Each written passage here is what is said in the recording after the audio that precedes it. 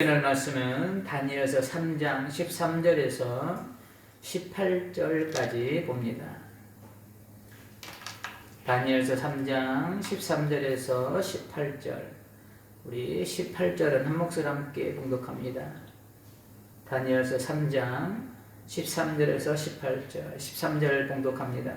느부갓네살 왕이 노하고 분하여 사드락과 메삭과 아벳느고를 끌어오라 말하되 드디어 그 사람들을 왕의 앞으로 끌어온지라.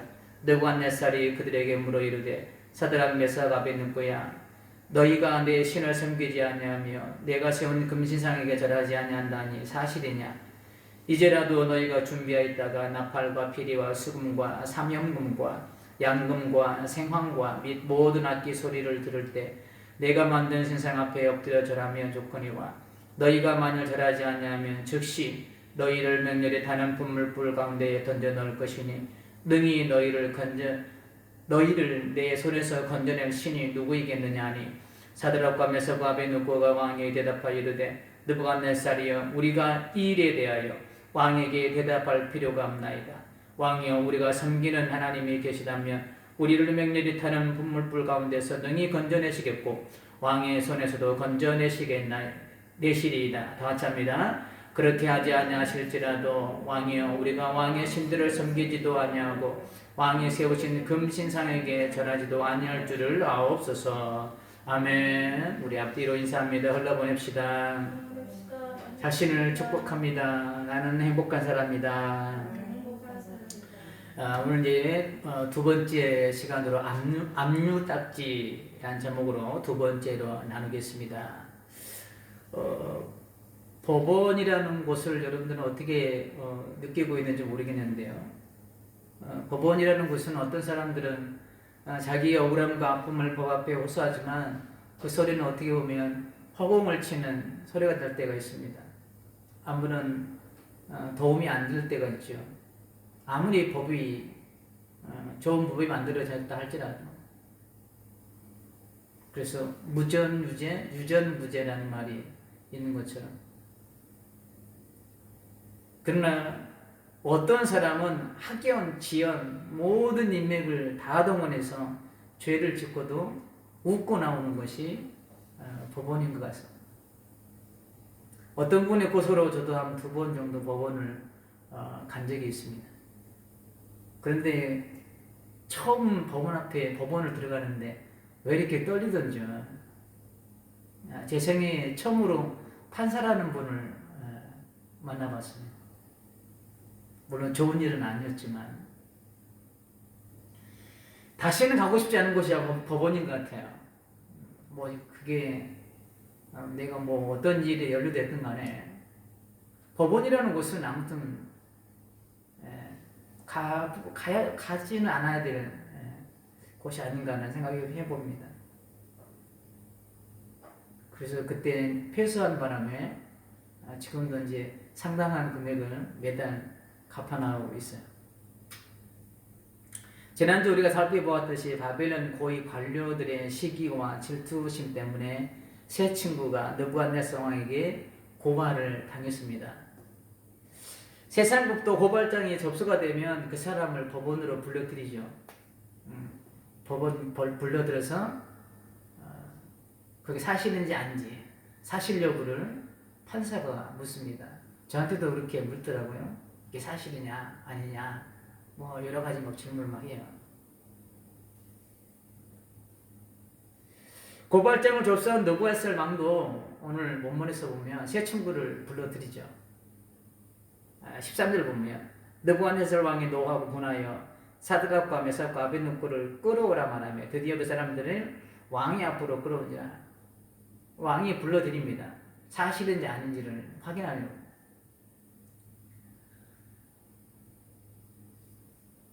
지금 느부갓네살 왕도 세 친구에게 바벨론 관료들이 고발한 내용이 맞는지 그리고 또 확인하고 있습니다. 14절에 보면 그 내용이 나와 있죠.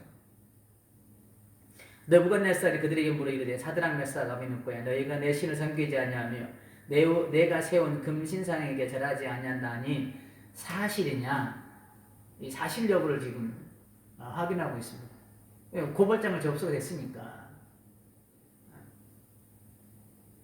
그러면서 느부갓네살 왕이 첫 번째로 이 세 친구에게 회유를 합니다. 15절 상반절에 보면 이렇게 회유를 해요. 회유. 예. 이제라도 너희가 준비하였다가 나팔과 피리와 수금과 사명금과 양금과 생황과 및 모든 악기의 소리 들 때 내가 만든 세상 앞에 엎드려 절하면 좋겠거니와. 이렇게 유화 정책을 써요. 그들의 마음을 돌려보려고 회유 정책을 씁니다. 이 대목에서 우리가 사단의 아주 교묘한 전략을 우리가 한번 살펴볼 필요가 있습니다. 사단은 우리가 자기가 쳐놓은 올무에 걸려들지 않으면 발음이 잘 안 되는데요. 회유 정책을 씁니다. 아주 그럴싸한 것으로 나의 마음을 돌려보려고 한다는 거예요. 아주 그럴싸한 마음, 그럴싸한 것으로. 하와를 사단이 처음에 꾀할 때 이게 순서를 보면 알 수 있습니다. 창세기 3장 1절에서부터 3절까지 보면 이렇게 사단이 하와에게 접근을 해요. 보세요. 그런데 뱀은 여호와 하나님이 지으신 들짐승 중에 가장 강교하니라. 뱀이 여자에게 물어 이르되 하나님이 참으로 너희에게 동산 모든 나무의 열매를 먹지 말라 하시더냐. 이렇게 질문을 던져요. 질문 던지니까 하와가 여자가 뱀에게 말하되 동산나무 열매를 우리가 먹을 수 있으나 동산 중앙에 있는 나무의 열매는 하나님의 말씀에 너희는 먹지도 말고 만지지도 말라 너희가 죽을 가노라 하셨느니라. 이거 안 넘어오는 거예요. 하나님 이렇게 말씀하셨으니까 저거는 해서는 안 된다는 거예요. 사단이 이렇게 미끼를 던졌는데 하와가 이 미끼를 물지 않으니까 아주 결정적인 한 방을 사단이 날립니다. 창세기 3장 4절과 5절에서 보면 뱀이 여자에게 이르되 너희가 결코 죽지 아니하리라. 다른 말로 하나님 말이 틀렸다는 거예요. 너희 먹어도 안 죽어. 다른 말로 뭐예요? 먹어도 된다는 거예요. 그 먹고 난 다음에 너희가 그것을 먹는 날에는 너희 눈이 밝아져 하나님과 같이 되어 선악을 알 줄 하나님이 아시느니라. 하나님 같이 된다. 먹어도 안 죽고 하나님 같이 되니까 먹어도 돼. 이렇게 아주 강력한 한 방을 알려요. 첫 번째 미끼에 안 걸려듭니다. 이 결정적 한 방에 결국 하와는 넘어가고 맙니다. 사단은 여기에서 끝나지 않고 예수님에게까지 도전합니다. 예수님께서 성령님께 이끌려서 40일 동안 광야에서 금식을 하시죠. 금식 끝난 후에 사단이 여지없이 찾아와서 예수님께 세 가지의 시험을 하시죠. 사단이 감히 창조주이신 예수님에게 도전장을 던지는 거예요. 감히도. 그러나 예수님은 말씀으로 세 번의 시험을 승리로 장식하지. 온 우주의 창조주시며 주인 되신 예수님에게까지 도전했던 사단이 우리를 가만두겠냐 이거죠. 예수님까지 한 번 이게 건드려 봤는데 우리는 가만히 두겠냐. 사단의 전략과 계략은 그래서 날로 발전하고 있습니다. 교묘해지고 있습니다.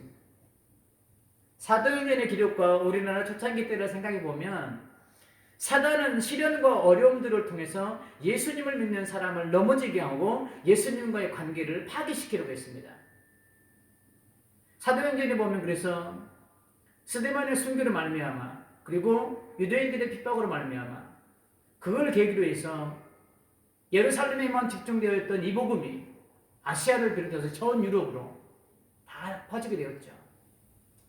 사단의 전략은 철저히 망했어요.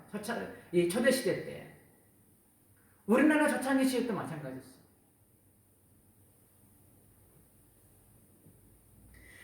이 전략이 오히려 복음을 더 확산시키는 결과물을 만들어내었습니다. 그래서 사단은 전략을 바꿉니다.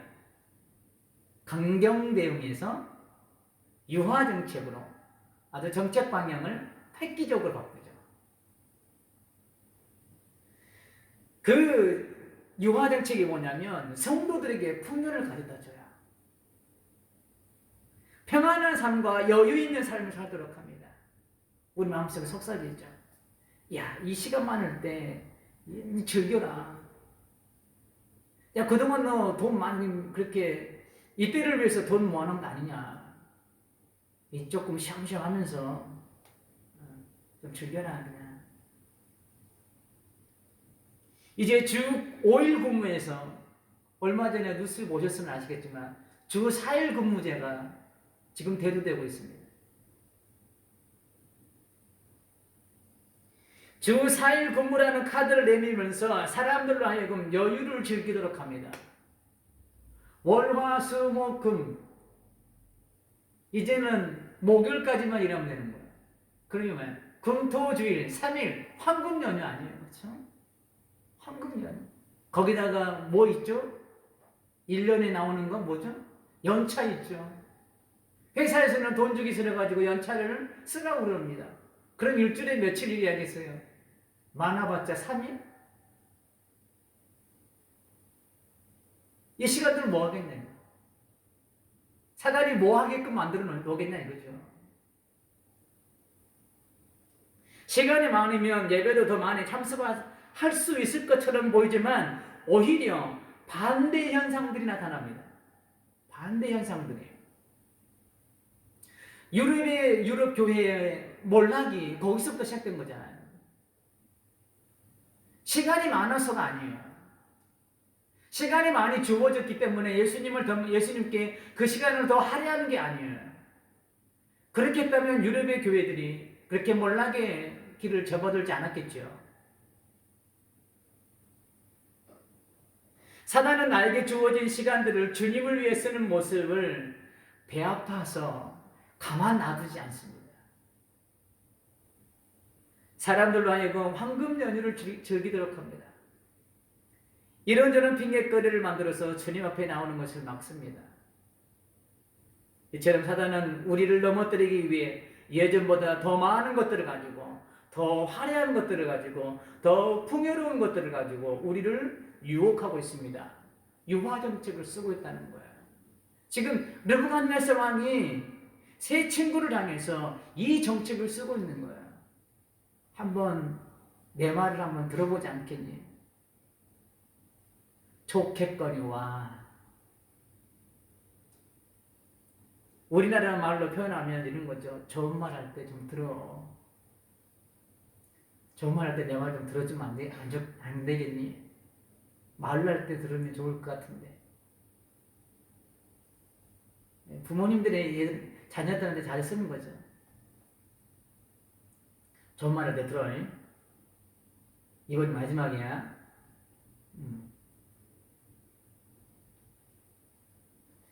그때도 말을 듣지 않으면 어떻게 하죠? 이제 그때는 이제 무력이 가는 거죠. 무력 행사. 어떠한 제재가 가해지는 거죠. 지금 느부갓네살 왕이 세 친구를 향해 좋은 말 할 때 듣지 않으면 이렇게 하겠다고, 무력 행사를 하겠다고 지금 엄포를 놓고 있습니다. 15절 하반절에 보면 알 수 있습니다. 너희가 절하면 좋겠거니와 너희가 만일 절하지 않으면 즉시 너희를 맹렬히 타는 불문불 가운데 던져놓을 것이니 능히 너희를 내 손에서 건져낼 신이 누구이겠느냐. 이렇게 엄포를 놓고 있습니다. 좋은 말 할 때 들어. 이번 마지막이야.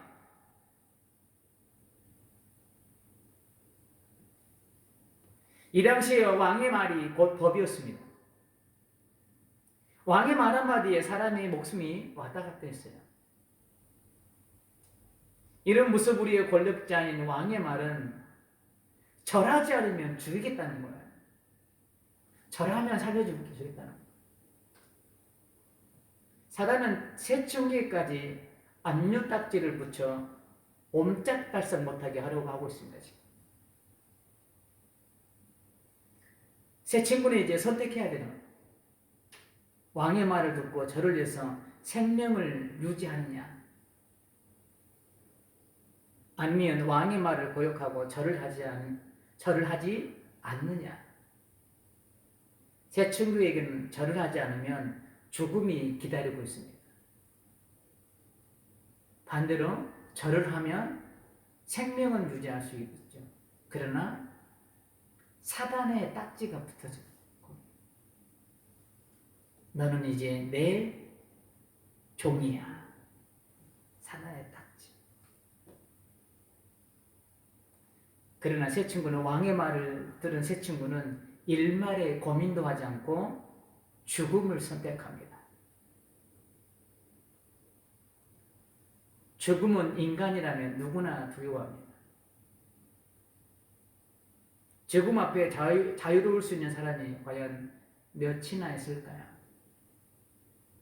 지금 우리가 나이가 아직 죽음과 멀다라는 느낌 때문에 우리가 죽음에 대해서 실감을 못하잖아요.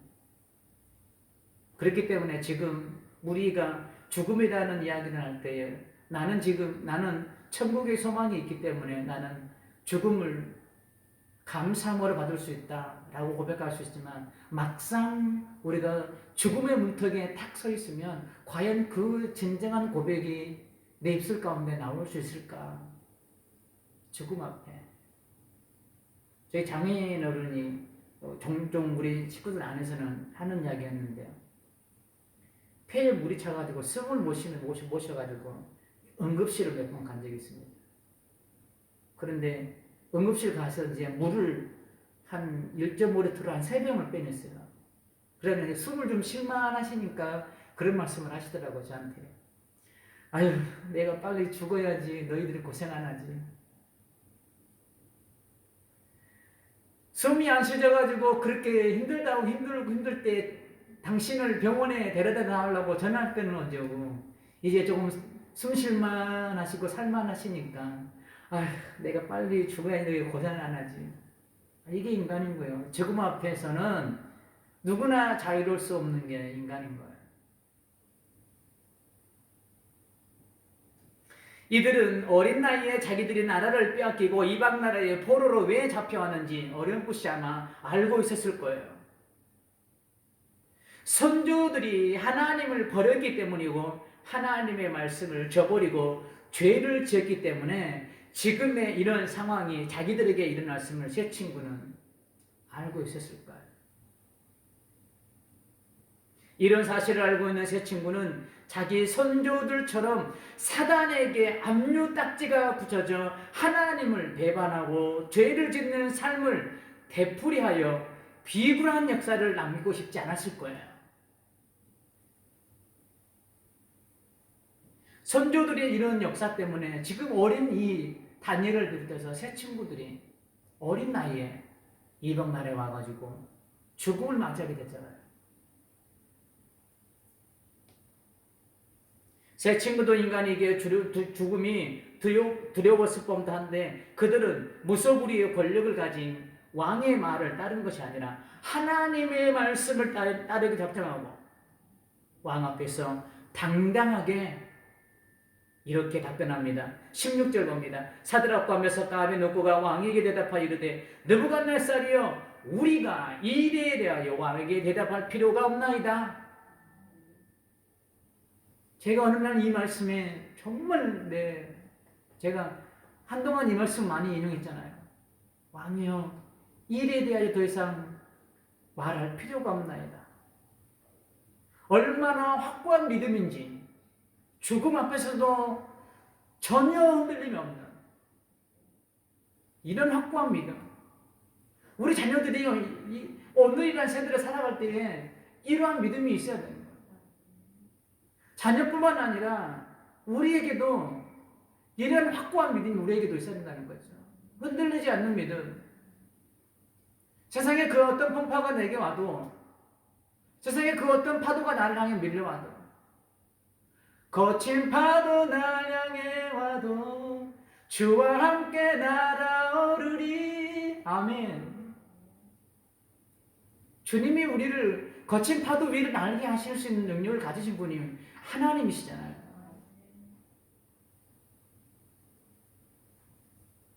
왕이여, 우리가 일에 대하여 왕에게 대답할 필요가 없나이다.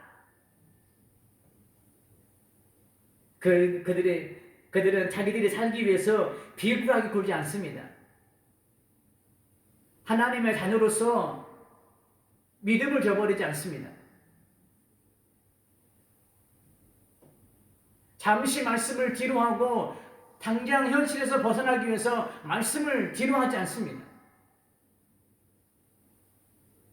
위축되지 않습니다. 오히려 더 당당한 모습을 보입니다. 하나님의 자녀처럼. 이들 뒤에는 누가 있기 때문이에요? 하나님이 있기 때문이에요. 하나님. 저와 여러분에게는 세상에 뭐 유명 브랜드 아그백이 아니라 하나님 백이 있잖아요. 하나님 백 믿고 당당해야 되는 거예요. 우리가 위축되면 하나님이 세상 앞에 작아진 모습으로 보여줄 수밖에 없는 거예요.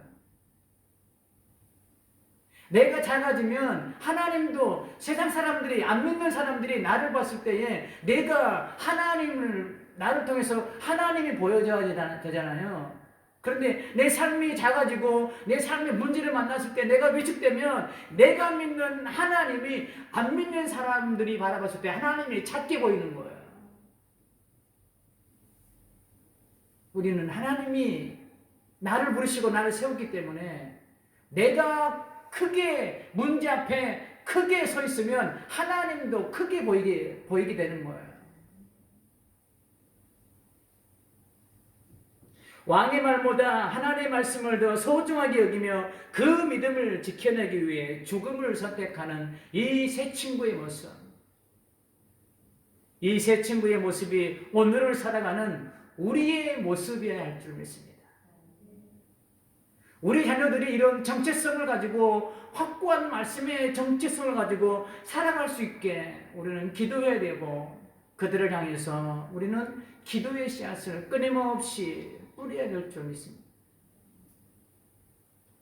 새 친구는 생명이 오가는 상황 앞에서도 당당한 것처럼 우리도 사소한 것에 목숨 걸지 말고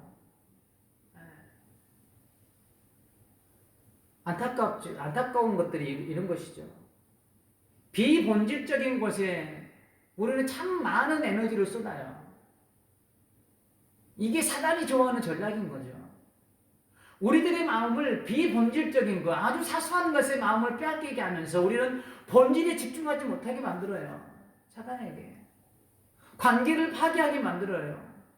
하나님과 나와의 관계를 가로막아요. 이게 사단이 얼마나 지금 웃고 있겠나 이거죠.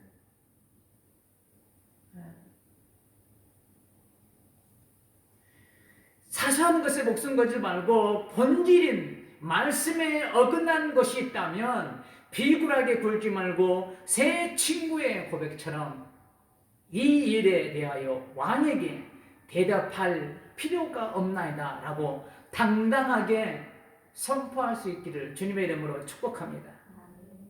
그리고 새 친구는 여기서 그치지 않고 더욱더 강한 오더로 선포합니다. 17절 봅니다. 왕이여, 우리가 섬기는 하나님이 계시다면 우리를 맹렬히 타는 볼물불 가운데서 능히 건져내시겠고 왕의 손에서도 건져내시리이다. 이 17절 말씀에서도 우리의 신앙을 점검해야 될 부분이 좀 있습니다. 17절. 그것이 무엇이냐면 나의 신앙의 성숙도입니다. 그리고 기도 응답에 대한 우리의 반응의 모습이에요. 17절에서 봅니다. 우리의 신앙의 성숙도와 하나님이 내게 응답하신 그 기도에 우리가 어떤 모습으로 반응하는가. 우리는 기도할 때 그 응답이 나의 기준에 맞을 때 좋으신 하나님이시죠. 반대로 나의 기준에 반대로 응답이 이루어지면 좋으신 하나님이 아닙니다. 그리고 내 기도의 반대로 이루어진 것들은 우리는 하나님 은혜라고 고백하지 않습니다. 하나님의 역사라고 고백하지 않습니다. 그렇기 때문에 그 속에 감추어진 보석과 같은 하나님의 은혜를 우리는 발견할 수 없는 거예요. 이것도 하나님의 은혜, 이것도 하나님의 은혜인 거예요. 그 성경 우리에게 말씀하고 있잖아요. 하나님은 선하신 분이니 너희가 모든 것을 감사함으로 받으면 해로울 것이 없느니라. 주님은 우리 로마서를 통해서 우리에게 말씀하고 계시죠. 믿는 자들의 모든 것이 한적하게 선을 이루신다고. 우리는 이 말씀을 잘도 외우고 있습니다. 그런데 우리는 내 기준의 기도에 부합을 해야만이, 적합을 해야만이 우리는 하나님의 은혜라고, 하나님의 역사라고 고백합니다. 자, 이 불빛이 더욱 빛나려면 낮에 빛나야 되나요? 저녁에 더 빛나나요? 저녁에 더 빛나는 거예요. 낮에 형광등 하나, 이 랜턴 하나 들고 나가보세요. 이게 빛이 비춰지나? 효과를 발휘하나? 하나님의 역사는 그와 같은 거라는 거예요. 칠흑 같은 어둠의 별은 더 밝게 빛나는 거예요. 내 지금 상황에 적합하지 않게 하나님이 일하시는 응답을 내게 보여주실 때에 하나님의 역사와 은혜는 더 크게 나타나는 거예요. 제 아내가 저한테 그런 이야기를 합니다. 이제 약 끊을 때가 안 됐냐고.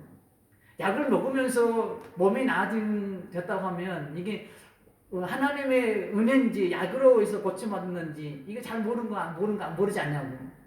약을 안 먹고 고침받아야지 하나님의 은혜라고 이거 고백할 수 있지 않냐고. 100% 공감합니다.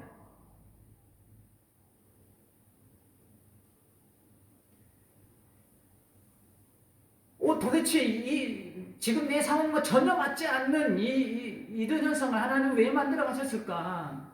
우리는 그것을 믿음의 렌즈로 바라볼 수 있어야 되는 거예요. 내 기준이 아니라, 내 상황의 기준이 아니라 하나님의 기준으로 하나님의 뜻을 발견하기 위해서 우리는 더욱더 캐내야 되는 거예요. 캐야 되는 거예요. 그러면 캐어질 거예요. 뭐가요? 은혜의 보석을.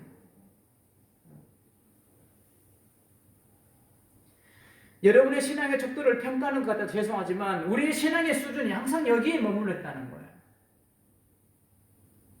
내 기도대로 응답이 됐을 때 우리는 하나님의 은혜라고, 살아계신 하나님이라고 우리는 고백하는 거예요.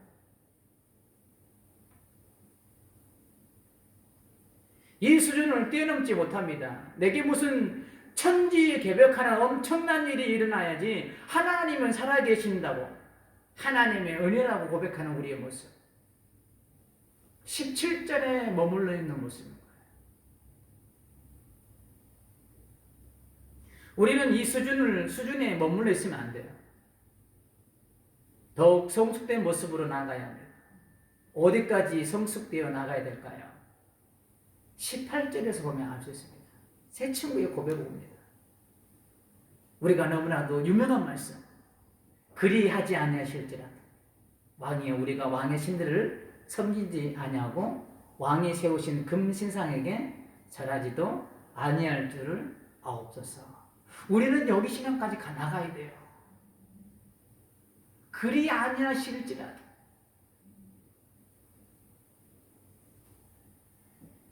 때로는 나의 삶이 나의 뜻대로 되지 않더라도, 나의 기도가 나의 상황과 맞지 않게 응답이 이루어지더라도, 모든 상황이 나의 뜻과 계획대로 움직여주지 않더라도, 그리 아니하실지라도 살아계신 하나님을 믿는 믿음이 우리에게 있어야 한다는 거예요. 그래도 하나님은 좋으신 하나님이시라고 우리는 고백할 수 있어야 된다는 거예요. 그래도 하나님은 항상 나와 함께 하심을 믿어야 할 줄 믿습니다. 그래도 하나님은 우리에게 좋은 것을 주시는 하나님인 거예요. 이 좋고 나쁨의 기준이 내가 가지고 있는 기준 때문에 그게 좋고 나쁨이지, 하나님의 기준에서는 모든 게 다 좋은 거예요. 우리가 감사함으로 받지 못하기 때문에 그게 때로는 불평거리가 되고 불만거리가 되고 때로는 원망거리게 될 수 있다는 거야. 좀 전에 말씀드렸잖아요. 하나님은 선하시기에 지어준 것이 다 좋은 것이니 너희가 감사함으로 받으면 해로울 것이 없다.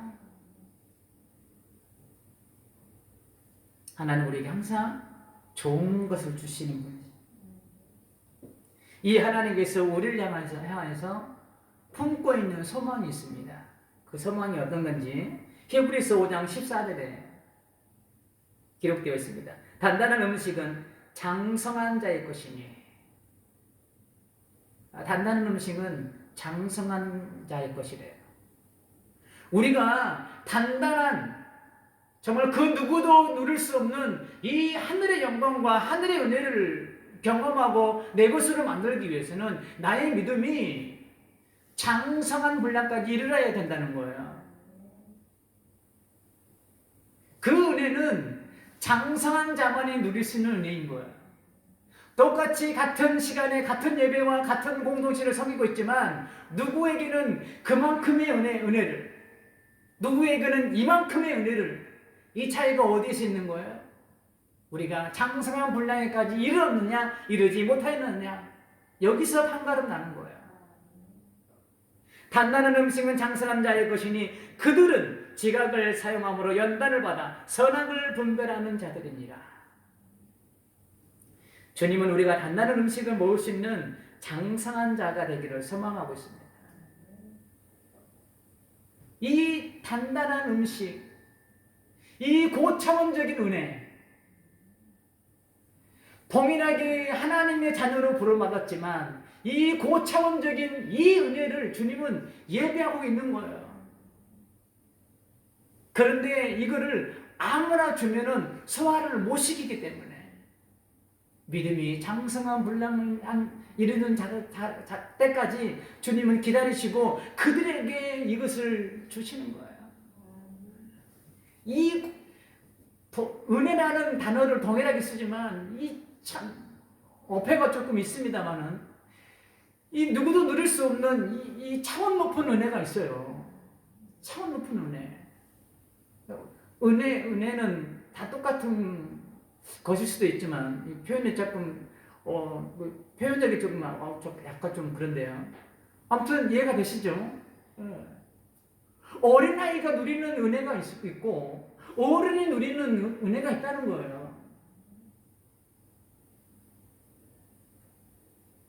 주님은 지금 그거를 지금 예배해 놓고 있는 거예요.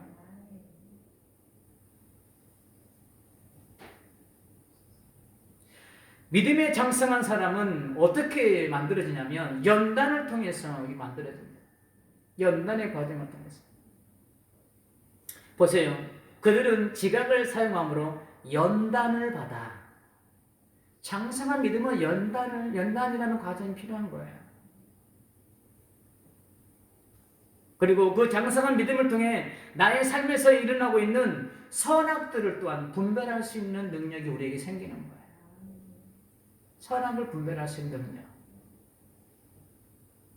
세 친구는 고발을 당하고 법원에 출두해서 판사와 같은 왕의 명령을 따르지 않으면 죽음이 기다리고 있다는 판결을 받고도 왕 앞에서 이처럼 당당할 수 있었던 이유는 무엇이었을까요?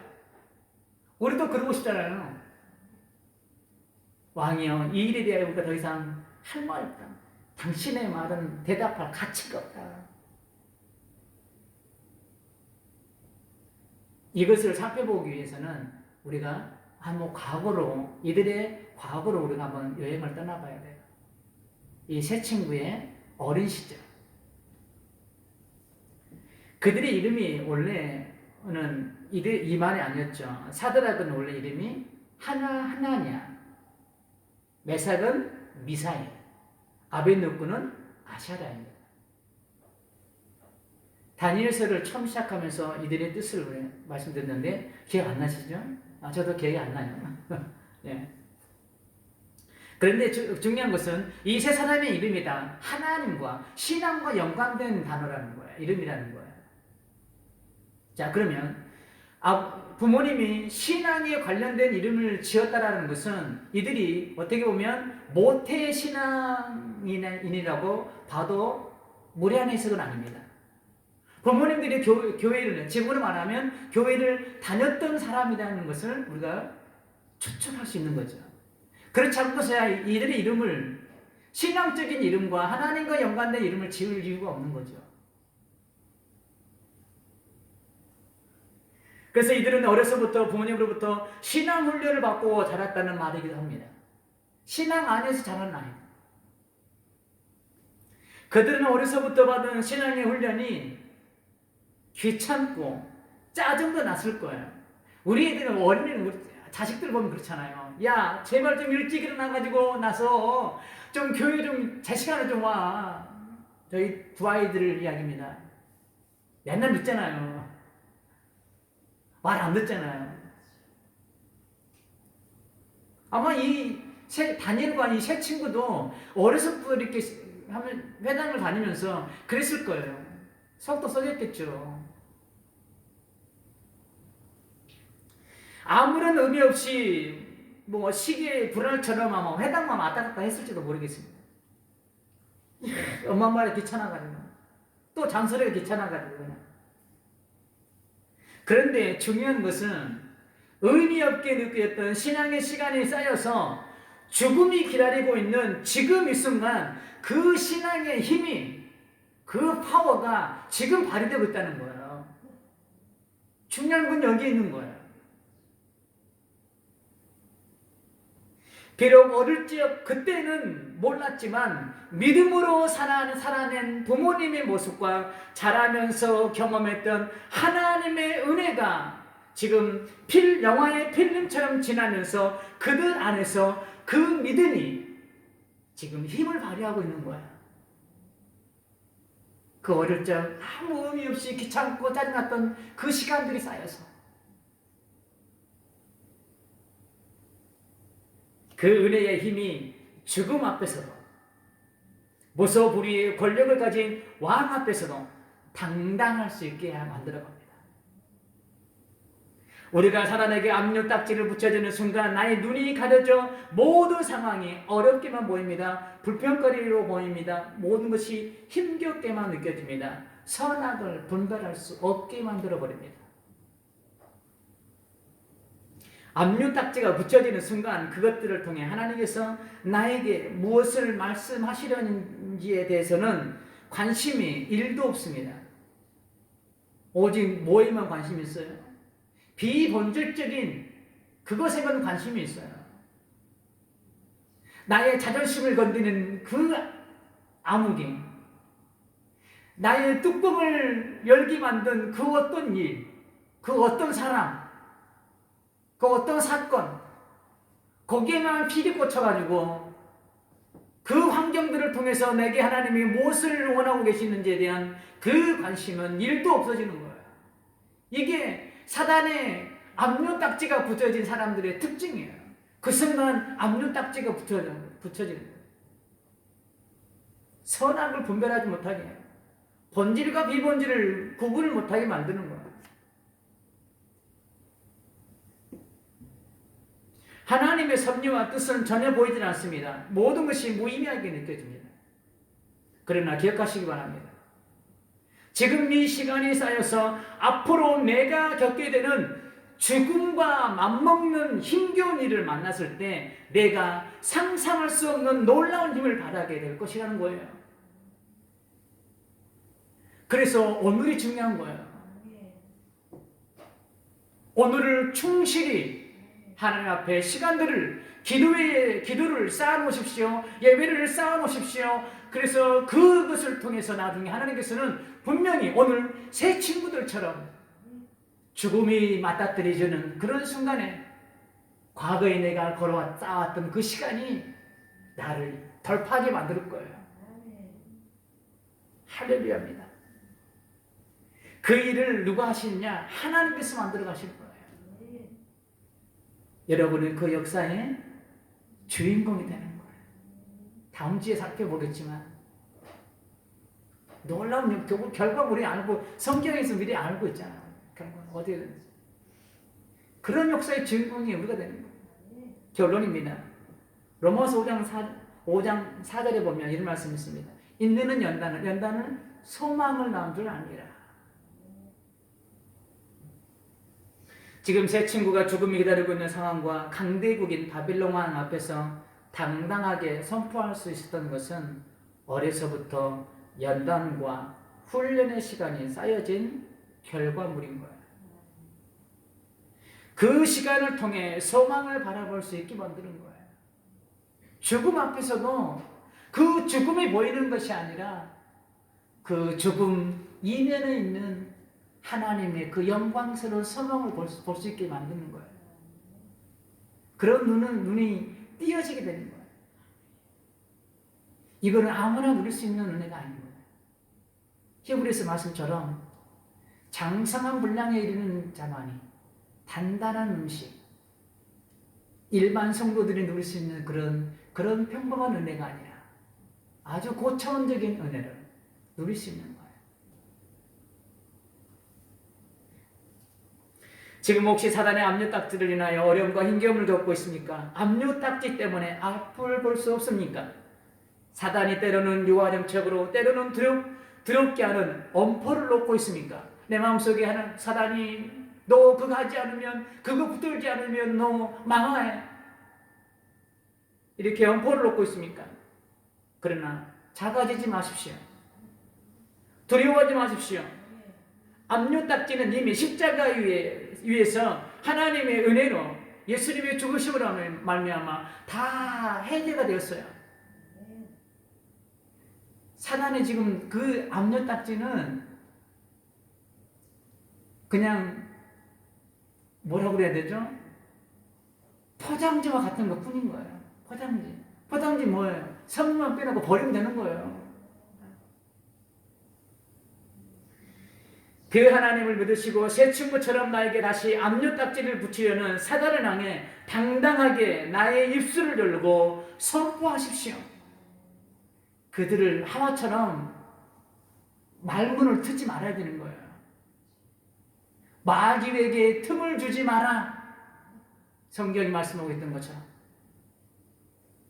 기회를 주면 안 되는 거예요. 틈을 보였습니다. 믿음으로 선포해야 되는 거예요. 내게 어둠의 생각들이 들어오면 예수님의 이름으로 선포하노라. 물러갈지어다. 이렇게 선포해야 되는 거예요. 그리고 나의 신앙이 17절에 머물러 있는 신앙이 아니라 그것을 뛰어넘어서 그리 아니하실지라도까지 성장하는 성도님들이 다 되어 하나님의 역사의 주인공이 다 되시기를 주님의 이름으로 축복합니다.